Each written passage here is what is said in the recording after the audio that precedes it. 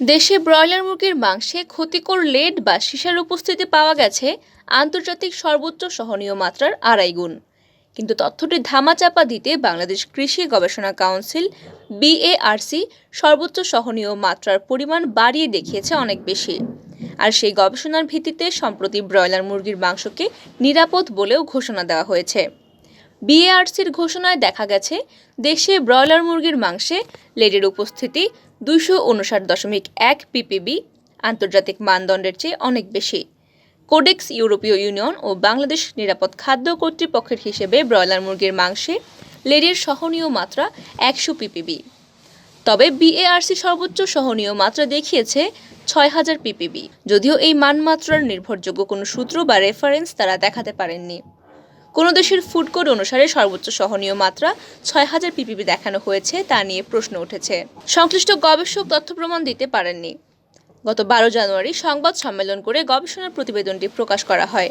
সচিবালয়ের তথ্য অধিদপ্তরের সম্মেলন কক্ষে গবেষণার প্রতিবেদনটি তুলে ধরেন কৃষিমন্ত্রী আব্দুর রাজ্জাক এবং মৎস্য ও প্রাণী সম্পদ মন্ত্রী A.ম রেজাউল করিম। সে সময় বলা হয়, ব্রয়লার মুরগির মাংসে লেডের উপস্থিতি 259.1 ppb পাওয়া গেছে সাভারের প্রাণী সম্পদ অধিদপ্তরের কোয়ালিটি কন্ট্রোল ল্যাবরেটরিতে। নিরাপদ খাদ্য নিয়ে কাজ করা একজন বিশেষজ্ঞ নাম প্রকাশ না করে বলেন, মুরগি ও ডিম হচ্ছে প্রোটিনের বড় উৎস। আমাদের শিশুরা ব্রয়লার মুরগি ছাড়া খেতেই চায় না। সেই হিসেবে এই প্রতিবেদন আমাদের জন্য আশঙ্কাজনক। খাদ্য শৃঙ্খলের কোন পর্যায়ে রাসায়নিক দূষণ প্রবেশ করছে সেটি জরুরি ভিত্তিতে চিহ্নিত করে সম্পূর্ণভাবে খাদ্য দূষণ রোধ করার জন্য ব্যবস্থা নেওয়া প্রয়োজন। এখানে খাদ্য ভেজালের তথ্য গোপন বা ধামাচাপা দেওয়ার কোনো সুযোগ নেই। শিল্প ধ্বংস হবে বলে আমরা যদি ভেজালের তথ্য গোপন করি, তা দূর করার ব্যবস্থা গ্রহণ না করি, তাহলে আমাদের ভবিষ্যৎ প্রজন্মকে একটি বিকলাঙ্গ বা অসুস্থ জাতি হিসেবে পরিণত করব। আন্তর্জাতিক মানমাত্রা মানতে আমরা বাধ্য, কিন্তু BARCর এই প্রতিবেদন জাতিকে বিভ্রান্ত করবে। বাংলাদেশ নিরাপদ খাদ্য কর্তৃপক্ষের নিরাপদ খাদ্য প্রবিধানমালা 2017 অনুযায়ী কোডেক্স ফুড অনুসারে খাস মুরগির মাংসে ভারী ধাতু বা লেডের সর্বোচ্চ সহনীয় মাত্রা পার্টস পার মিলিয়ন 0.10, যা ppbর হিসেবে 100। গবেষণাটি করেছেন BARCর প্রাণী সম্পদ বিভাগের মুখ্য বৈজ্ঞানিক কর্মকর্তা ও পুষ্টি ইউনিটের পরিচালক ডক্টর মোহাম্মদ রফিকুল ইসলাম। তিনি জানান, 2022 সালের জানুয়ারি থেকে জুন পর্যন্ত সময়ে একটি প্রকল্পের অধীনে এটি পরিচালিত হয়। Quality and quantity study of antibiotic and heavy metal rescue in broiler নামের প্রকল্পটি মোট বাজেট ছিল 4.25 লাখ টাকা। তার সঙ্গে একটি টেকনিক্যাল টিমও ছিল। তিনি মূল গবেষক।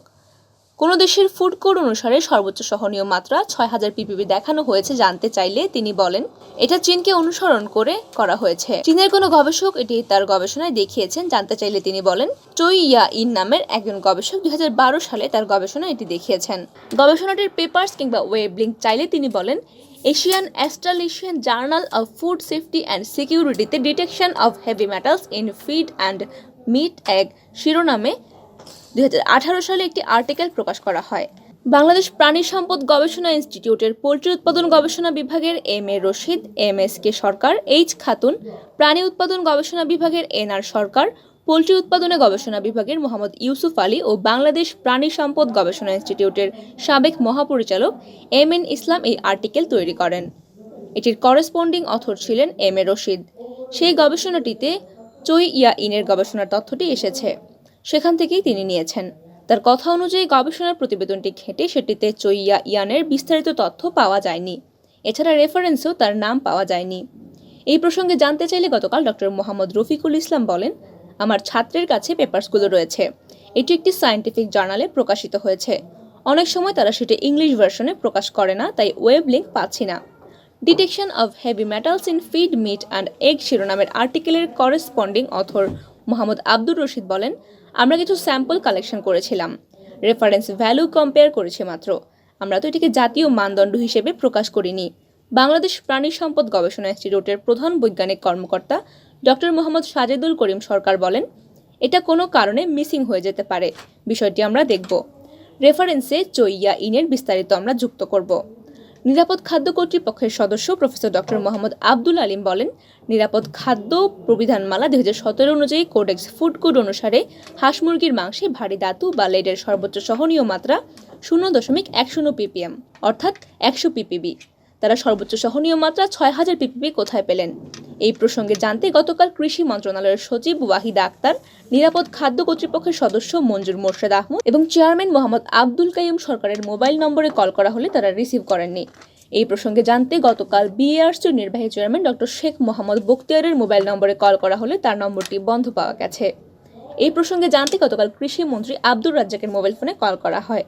তিনি কল রিসিভ করে প্রশ্ন শুনেই কল কেটে দেন। পরের কল করলেও তিনি আর রিসিভ করেননি।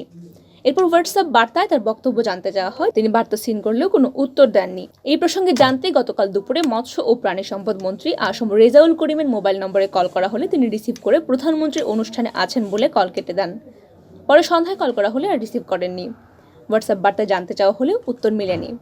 নাম প্রকাশে অনিচ্ছুক খাদ্য নিরাপদ কর্তৃপক্ষের এক ঊর্ধ্বতন কর্মকর্তা বলেন, BLRI এর detection of heavy metals and feed meat and egg শিরোনামের আর্টিকেলটি 2018 সালের, চৈয়া ইনের গবেষণাটি 2012 সালের।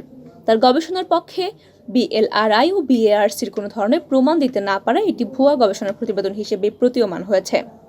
আর BARC কেন 2012 সালের ভুয়া গবেষণা থেকে তথ্য নিল? প্রসঙ্গত, গত 12 জানুয়ারি জানানো হয় 2022 সালের জানুয়ারি থেকে জুন পর্যন্ত সময়ে ঢাকা, গাজীপুর, চট্টগ্রাম, রাজশাহী ও বরিশাল জেলা শহরের খামার ও বাজার থেকে 1200 মুরগি ও 30টি খাদ্য থেকে 315টি নমুনা নেওয়া হয়। গবেষণায় মুরগির মাংসে এনরোফ্লাক্সাসিন, সিপ্রোফ্লাক্সাসিন, নিওমাইসিন, টাইলোসিন, কলিস্টিন, এক্সোমাসিলিন এবং সালফাডায়াজিন অ্যান্টিবায়োটিক পরীক্ষার জন্য যেসব নমুনা ভারতের চেন্নাইয়ের SGS ল্যাবরেটরিতে পাঠানো হয়। আরও 3টি অ্যান্টিবায়োটিক ক্লোরোফেমিকল, অক্সিটেট্রাসাইক্লিন এবং ডক্সিসাইক্লিন ও 3টি ভারী ধাতু আর্সেনিক, ক্রোমিয়াম ও লেড পরীক্ষা করা হয় সাভারের প্রাণী সম্পদ অধিদপ্তরের কোয়ালিটি কন্ট্রোল ল্যাবরেটরিতে।